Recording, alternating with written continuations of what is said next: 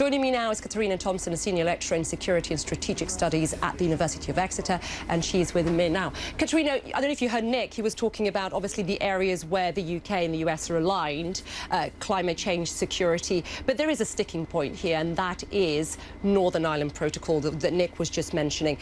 How do you think that Joe Biden will go into this meeting? How will he use this? What kind of discussion do you think he will be having with Boris Johnson regarding the Northern Ireland Protocol, which I believe that Biden thinks it's the bedrock to peace in Ireland? I mean, first of all, let's remember that, people in the UK, when they talk about the Northern Ireland conflict, they call it the Troubles, which sounds what happens when your car doesn't start. This was a civil war. So it's a very serious matter.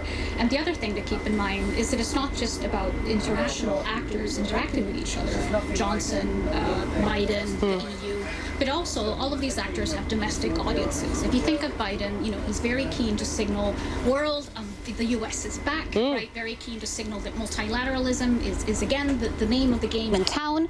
Alliances, right? Democracy. Yes, all those things that had been, aren't obviously the name of the game now, as obviously as they were 5 years ago. Then on the other hand, you have Johnson that has won a big conservative majority.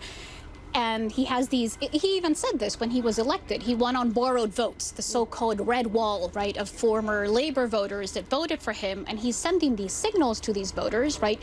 Brexit is something that we have to do, right? More on the unilateralist kind of stance. And then on the other hand, you have the EU that, let's not forget, that they also activated, that they triggered Article 16 earlier this year, right, because of problems they were having in the vaccine rollout. So it's so when we're analyzing how the leaders interact with each other, we also have to keep in mind that they're signaling to their domestic audiences. So how might that conversation go? Because we know that the UK, that Boris Johnson wants a trade deal with the United States. Do you think this is something that Biden could use vis-a-vis the Northern Ireland Protocol? What would they say to each other? Well, obviously, Biden has a lot of leverage here, right? And I think the key point is keeping the audiences in mind, right? Framing it in such a way that Johnson can, tell to his constituents, but, don't worry, Brexit is happening, sovereignty. If you look at the latest foreign policy documents that have come out of the UK government, sovereignty is mentioned a lot more than before, right? So there has to be some kind of balance so that the UK has enough to say, you know what, we're not, Johnson called... He called one of the treaties with the EU the Surrender Act, right? So again, he has to give him enough so that he can frame it as some kind of success. But Biden's coming into this, and I know that within Europe many don't see Boris as populist, but there is this view of him as somewhat of populist leader in the United States. He was the architect of Brexit, and Biden feels very closely about his alliances with Europe as well. So how, these are two very individual, very different men. How is that balance of power and the different personalities going to come across today, you think? Well, so... It's tricky because, the Conservative Party clearly isn't a populist party, right? UKIP is populist, the Conservative Party isn't. But then you have UKIP leaders saying we don't have to win MPs anymore because the Conservative Party is now implementing our policies. You had a former leader saying this on the BBC the other day. And I don't know if Johnson is populist or not, but he has used populist tactics, correct, right? Yeah. The whole Brexit, and again, he's suspended Parliament also, and this populist rhetoric.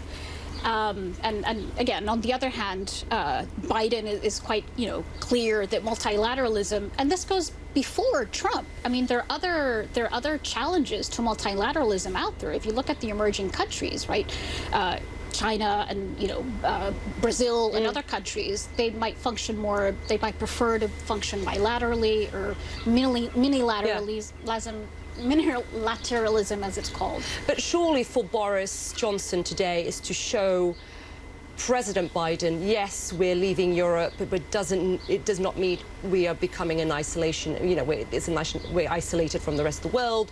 The values we have are still very much in line with yours. It's painting that image that is still in the game, still shared values. I think what the Johnson administration is trying to do, it's position itself as we're not into multilateralism the same ways as we were before, right? We're leaving this massive multilateral institution that is the EU, but we want to participate internationally as much as we did before, but in this more bilateral or, you know, unilateral stance, which is a tricky kind of thing, especially because it's not what Biden... But it's strange because you're also hearing that, you know, here in the UK, that Boris Johnson wants to reduce foreign trade.